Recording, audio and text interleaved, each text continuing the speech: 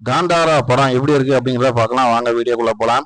ஜெயராம் மன்னன் வந்து தன்னுடைய மகனுக்கு இளவரசனா இருக்கக்கூடிய மன்னனுக்கு காந்தார மண்ணுக்குள்ள நம்ம போகக்கூடாதுப்பா, அங்க ஏகப்பட்ட சக்திகள் இருக்கு, அது நம்மளுக்கு ஒரு பிரச்சனை ஏற்படுத்தி கொடுக்கும் அப்படின்ட்டு ஆரம்பத்திலே சொல்லிடுறாரு. மன்னன் வந்து இளவரசனுக்கு முடிசூட்டியும் விட்டுறாரு.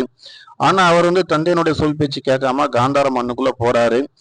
போறதுக்கான காரணம் என்னன்னு கேட்டீங்கன்னா, தன்னுடைய தாத்தா வந்து அங்கதான் கொலை செய்யப்பட்டாரு, வதம் செய்யப்பட்டன்னு சொன்னாங்க. அங்க அப்படி என்னதான் இருக்குன்னு தெரிஞ்சுக்கலாம் அப்படின்றக்காண்டி போறாரு. போனதுக்கு முன்னாடி தான் தெரியுது, அங்க நடக்கக்கூடிய சில விஷயங்களை தெரிஞ்சுக்கிட்டு பின்னோக்கி வந்துறாரு. வந்ததுக்கு முன்னாடி தன்னுடைய அப்பாட்ட வந்து நடந்த விஷயத்த சொல்றாரு.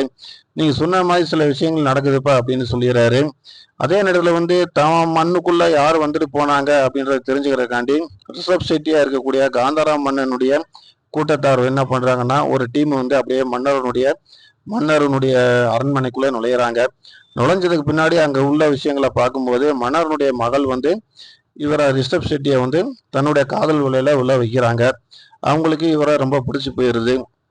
ஆனா இவர் சொல்றாரு, நான் வந்து அத்துமீறி நான் உங்கள்ட்ட நடந்துக்கிட்டா கண்டிப்பா உங்க மன்னர், அதாவது உங்க அப்பா வந்து எங்க மக்களை எல்லாத்தையுமே அழிச்சிருவாங்க, அது நம்ம ரெண்டு பேத்துக்குமே நல்லது கிடையாது அப்படின்னு சொல்லிட்டு இவர் அந்த இடத்த விட்டு பழையபடிக்கு தன்னுடைய ஏரியாவுக்கே போயிறாரு.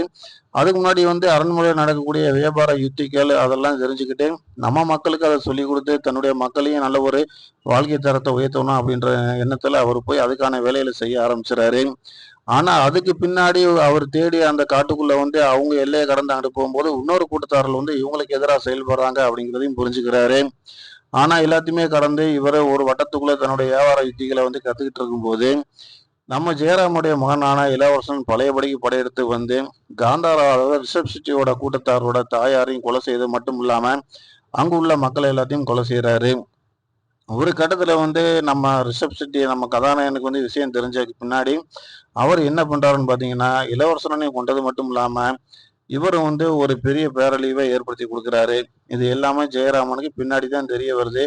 தன்னுடைய மகன் கொல்லப்பட்டதை அறிஞ்சு அவர் என்ன பண்றாருன்னு பாத்தீங்கன்னா, அவங்கள வந்து சமாதானத்துக்கு கூப்பிட்டு தன்னுடைய ம நாட்டிலே வந்து இடம், உறைவிடம் எல்லாமே தாரேன் அப்படின்ற மாரி சொல்லி கூப்பிட்டு வந்துர்றாரு.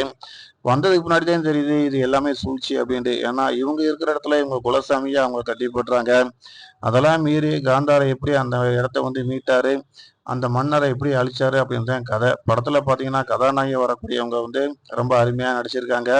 அதாவது வந்து ரிஷப் ஷெட்டி காந்தாரம் மண்ணுக்குரியவ வந்து தன்னுடைய காதல் வலையில உரிய வச்சு அவங்கள எப்படியாச்சும் வந்து நம்ம கொண்டு அந்த இடத்த கைப்பற்றணும் அப்படின்னு அவங்க நினைக்கிறாங்க. ஜெயராமன் வந்து ஆரம்பத்துல வந்து தன்னுடைய தகப்பனார் இதே மண்ணில் வதம் செஞ்சிருந்தாலும் கூட இன்னைக்கு நான் மகனை இழந்திருக்கிறேனே அப்படின்ற கவலையில அவரும் வந்து ஒரு சூழ்ச்சி வலையை விரிக்கிறாரு. அதுல இருந்து எப்படி தப்பிக்கிறாங்கிற